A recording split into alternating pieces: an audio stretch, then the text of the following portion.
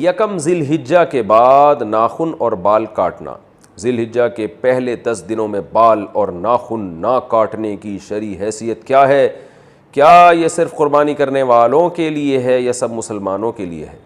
نیز اگر کسی کی حجامت زیادہ بگڑی ہوئی ہو تو کیا وہ ان دنوں میں بال بنوا سکتا ہے؟ رحیم داد 4 سدہ سے۔ ذی الحجہ کا چاند نظر آ جائے تو حدیث میں آتا ہے کہ وہ شخص جس نے قربانی کرنی ہے، قربانی کا ارادہ ہے جس کا، ہر آدمی کے لیے نہیں ہے، جس نے قربانی کرنی ہے، جس کا ارادہ ہے، ظاہر ہے مالدار کا ارادہ ہوتا ہے، اور اگر غریب کا ارادہ بن گیا ہے، واجب تو نہیں ہے غریب پر لیکن وہ ارادہ کر لیتا ہے، تو اس کے لیے بھی مستحب حکم یہ ہے کہ وہ ناخن اور بال نہ کاٹے، یعنی چاند نظر آنے سے پہلے کاٹ لے اور پھر ان 10 دنوں میں نہ کاٹے، اور وہ جب کاٹے جب جانور کے گلے پہ چھری چل جائے۔ یہ افضل عمل ہے، بہتر عمل ہے، لازم نہیں ہے۔ اور یہ افضل بھی اس صورت میں ہے کہ بعض دفعہ یہ ہوتا ہے کہ 40 دن ہونے والے ہیں اور ناخن بال آپ نے کہیں کاٹے نہیں ہیں، تو پھر 40 دن کی مدت سے زیادہ تو پھر یہ ناجائز ہو جائے گا، تو پھر ایسی صورت میں بہرحال آپ کو کاٹنے پڑیں گے، یعنی بہت زیادہ اگر ناخن بال بڑھ گئے ہیں اور 40 دن کی مدت پوری ہونے والی ہے تو پھر آپ کے لیے کاٹنا ان بالوں کو واجب ہے۔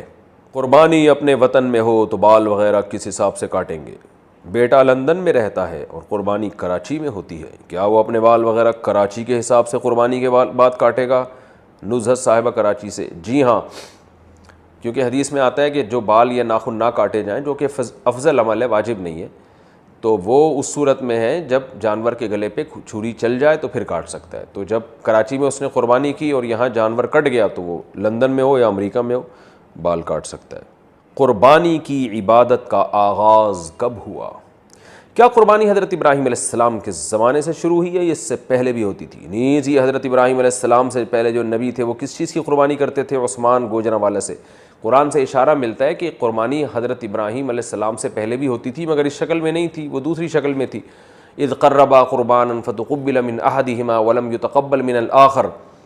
قابیل اور حابیل نے قربانی پیش کی تھی، حابیل کی قبول ہو گئی، قابیل کی رد ہو گئی، تو اس سے بھی متبادر یہی ہوتا ہے کہ انہوں نے جانور ذبح کر کے اللہ کے ہاں پیش کیا تھا، لیکن کوئی صحیح یقینی مستند بات نہیں ہے اس بارے میں۔ البتہ ابراہیم علیہ السلام سے پراپر اس سنت کا آغاز ہوا ہے، ان کو بیٹے ذبح کرنے کے لیے لٹایا گیا اور پھر انہوں نے اللہ کے حکم کو پورا کیا اور اللہ نے بیٹے کے بجائے ایک جانور دے دیا ان کو۔ تو ہم جو قربانی کی سنت کو پورا کرتے ہیں وہ ابراہیم علیہ السلام کی سنت کو تازہ کرنے کے لیے، ان کی سنت کو زندہ کرنے کے لیے۔ تو ہماری والی قربانی حضرت ابراہیم سے ہی شروع ہوئی ہے۔ البتہ قربانی یعنی جانور اللہ کے لیے ذبح کرنے کا فلسفہ ہمیں قرآن و سنت سے اشارہ ملتا ہے کہ وہ پہلے سے بھی تھا وہ۔